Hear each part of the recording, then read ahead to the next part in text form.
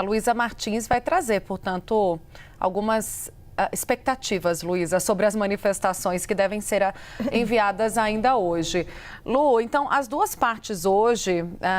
pelo que se sabe ali do pedido feito pelo Alexandre de Moraes, tem que explicar. De um lado, o governo explicando por que apresentou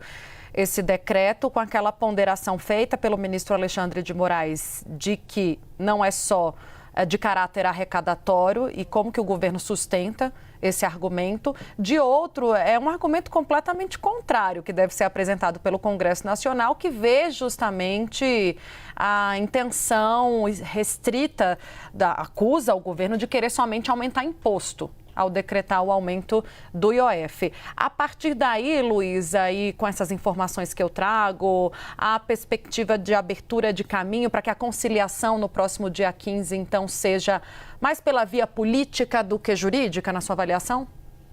Tainá, esses documentos que vão ser juntados possivelmente até o fim do dia de hoje, eles vão meio que dar o norte para o ministro Alexandre de Moraes conduzir essa primeira rodada de negociação. Não é esperado que dessa primeira audiência já se saia com um acordo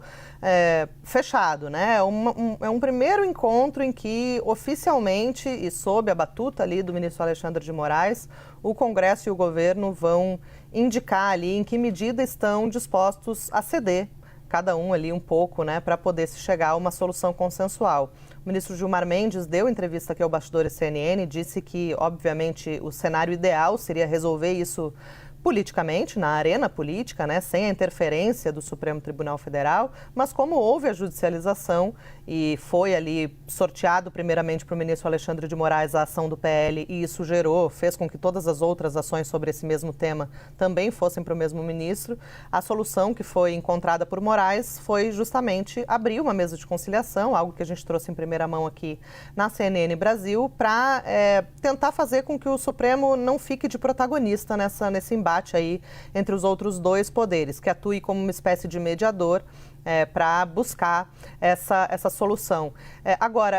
essas manifestações que vão ser anexadas hoje, tanto pela Advocacia Geral da União, que representa o governo na Justiça, quanto pelo Congresso Nacional, elas já podem conter ali, Tainá, isso é uma hipótese, né? Já podem conter ali essas informações que você traz. O Congresso poderia ali já indicar, já sinalizar uma predisposição a manter o IOF com alguns ajustes, o governo também poderia sinalizar ali algum ponto que estaria disposto a rever, né, em meio a essas discussões, e isso já seria aí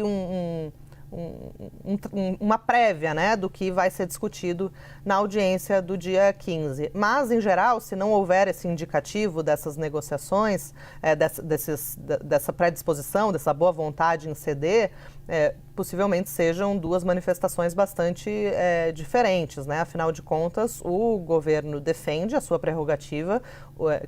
de aumentar o IOF, né? Entende que isso está dentro do escopo de atribuições do Poder Executivo, não extrapola o poder regulamentar do Poder Executivo e, portanto, não poderia ser alvo ali de um projeto de decreto legislativo por parte do Congresso Nacional, que acabou derrubando esse decreto sob essa justificativa de que o governo estava aumentando o IOF para ter ali uma consequência arrecadatória. Por outro lado, o Congresso vai dizer que houve sim um desvio de finalidade por parte do governo federal ao aumentar esse imposto e que isso justificaria, então, a ação do Legislativo para suspender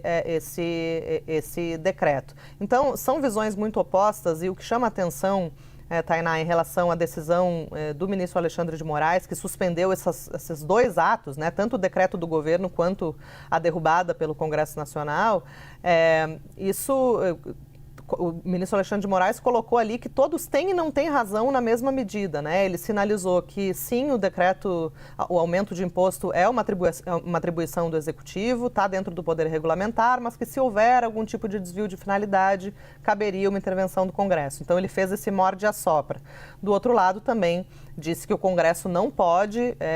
suspender atos do Poder Executivo se não houverem indicativos de que exorbitou o poder regulamentar, que isso significaria violar a separação dos poderes, mas ao mesmo tempo deixou margem para todas as hipóteses, deu e não deu razão para todo mundo ali, mas colocou a bola no chão ao suspender os dois atos, né, justamente para que todos cheguem ali em pé de igualdade e esse caminho seja pavimentado aí para a busca de um acordo. Essa notícia que a Tainá traz é bastante positiva nesse sentido. Parece se encaminhar para uma solução consensual. Parece ter uma boa vontade, talvez, do Congresso em ajustar ali alguns pontos. Mas a gente só vai saber isso de fato quando as figuras da política acabarem sentando na mesa ali para negociar.